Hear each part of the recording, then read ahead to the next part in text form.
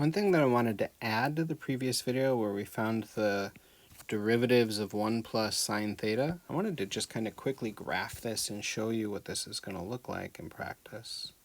So we have our cardioid. That's a terrible cardioid, but this is enough to get the idea.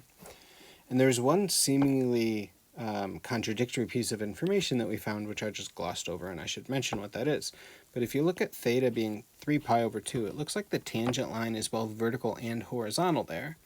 And that actually makes sense if you zoom in and think about the fact that you have a sharp point at the pole 0, 0. So that's when theta is equal to 3 pi over 2. We're facing straight down. R is 0 because sine of 3 pi over 2 is negative 1. So 1 plus sine theta is 0. And so here the pole is actually at xy equals 0, 0. So that's what I mean when I say 0, 0. But the r theta is actually 0, 3 pi over 2.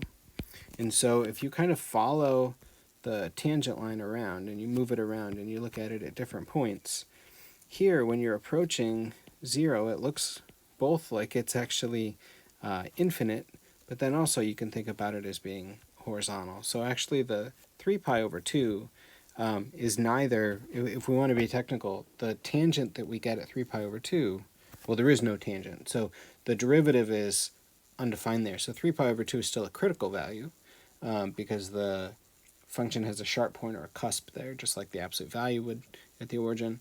But the tangent line's not horizontal or vertical. Okay, so just to clear that up.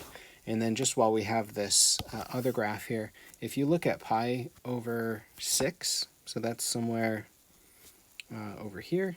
So this is a terrible drawing again. Let me try one more time.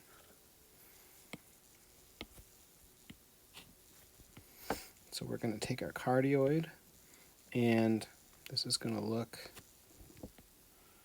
almost like a circle. Oops. The iPad moved on me. I was doing so well. Okay, so there we go. So that's roughly what the cardioid will look like. And so at, what did we say? Pi over 6 and 5 pi over 6. So that's somewhere over here-ish. You really do get a vertical tangent line, and likewise over here by symmetry. It's probably more like those points there. Okay, so you got a horizontal tangent line there. I'm sorry, a vertical tangent line there. And then the horizontal tangent lines come at pi over 2. Okay, so we got one there. But then also at 7 pi over 6 and 11 pi over 6. You get horizontal tangent lines there. And then the ultimate trouble value here is the cusp, that you get that kind of sharp point at the point. Either you can call xy 0, 0 or r theta is 0, 3 halves pi.